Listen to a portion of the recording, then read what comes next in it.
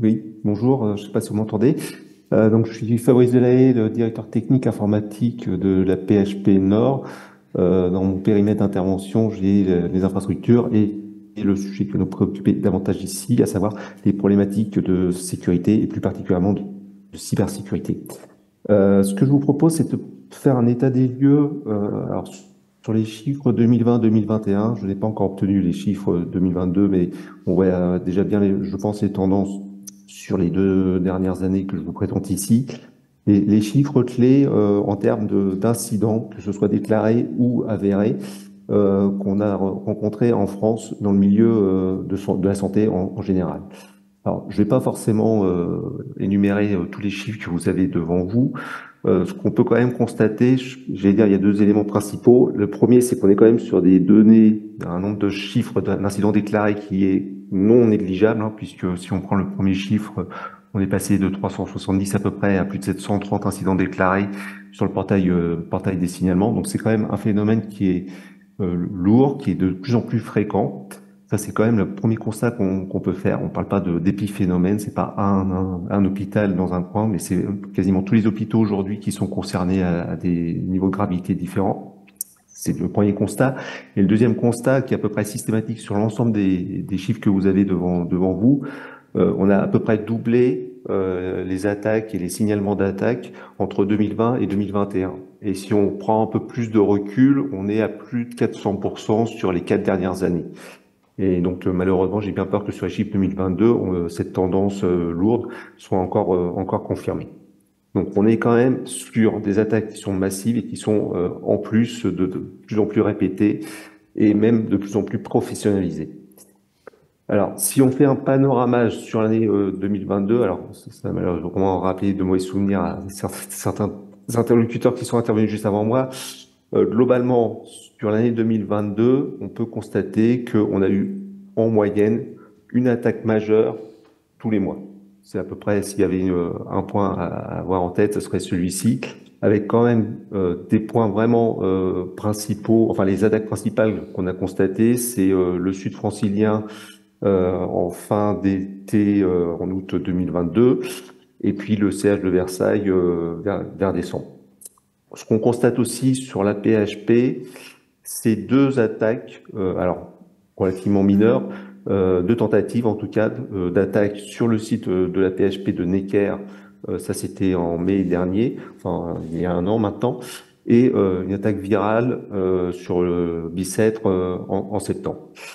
Alors, ces attaques n'ont pas eu d'impact très fort, notamment parce qu'on a pu mener un certain nombre d'investissements sur des outils qui nous protègent quand même relativement bien aujourd'hui. Alors, on a pris des mesures techniques. Bon, les mesures techniques, on en a eu de plusieurs natures. Bon, alors assez traditionnellement, c'est la mise en place de pare-feu qui permettent de sécuriser les flux entre les réseaux. Aujourd'hui, on est plutôt dans une logique où on sait qu'on pourra, si on est attaqué, on sait qu'on pourra pas vraisemblablement arrêter l'attaque. Par contre, on va essayer de la circonscrire le maximum de façon à ce qu'elle ne s'étende pas sur l'ensemble de nos réseaux. Et les pare-feux permettent notamment de circonscrire ce type d'attaque.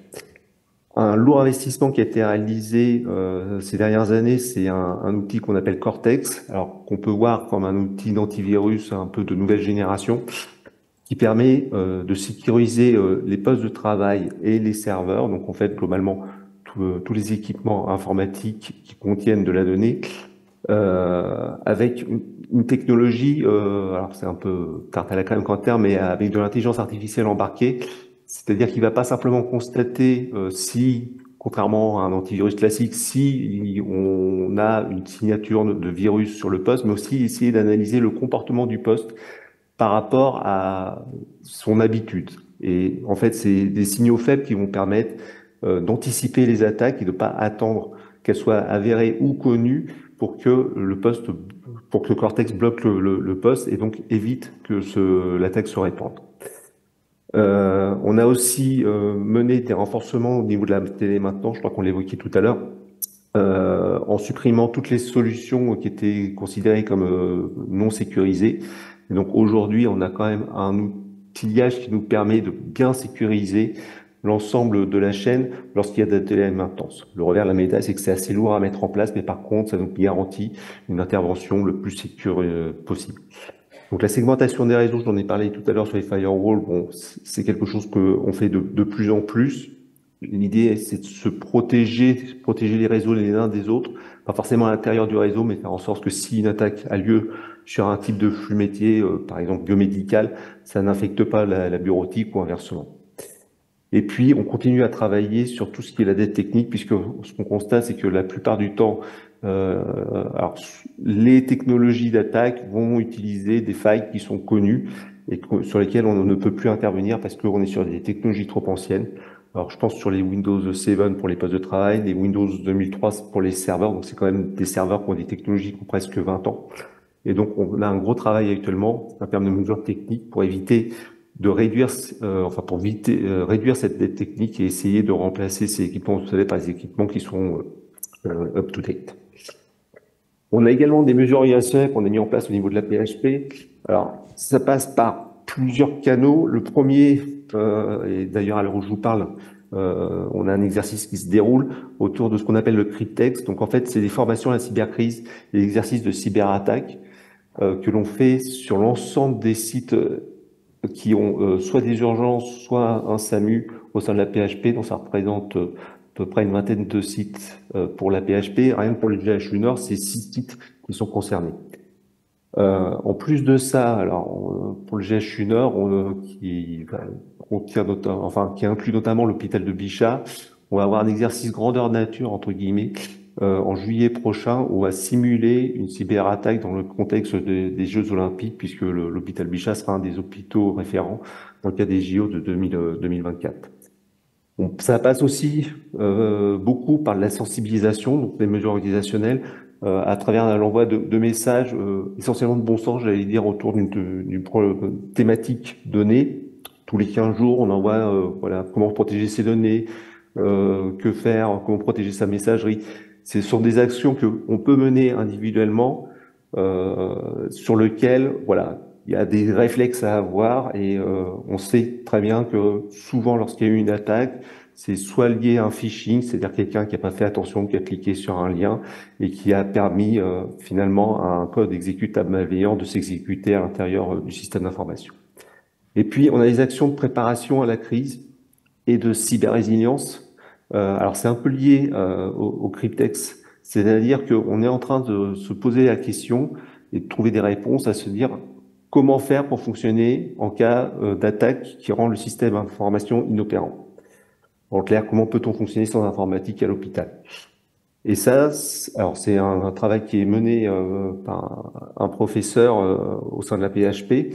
Alors, ce qui est intéressant, c'est que c'est une vision plutôt utilisateur, end user, comme on dit. Donc, on part du besoin métier, on essaye de voir comment on peut rendre le service avec un système d'informatique qui est quasiment inopérant. Et donc, ça peut passer par comment on continue à se contacter, par exemple, sachant qu'on n'a plus de téléphonie, puisque de plus en plus souvent, la téléphonie, elle est informatisée via des technologies IP.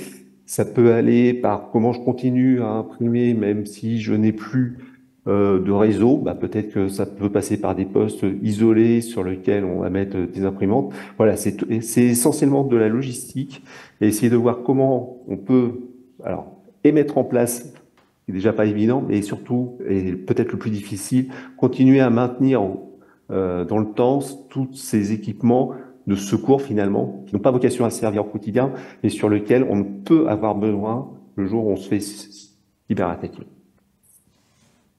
Voilà, j'en ai fini. Je ne sais pas si vous avez une question ou si j'étais suffisamment clair.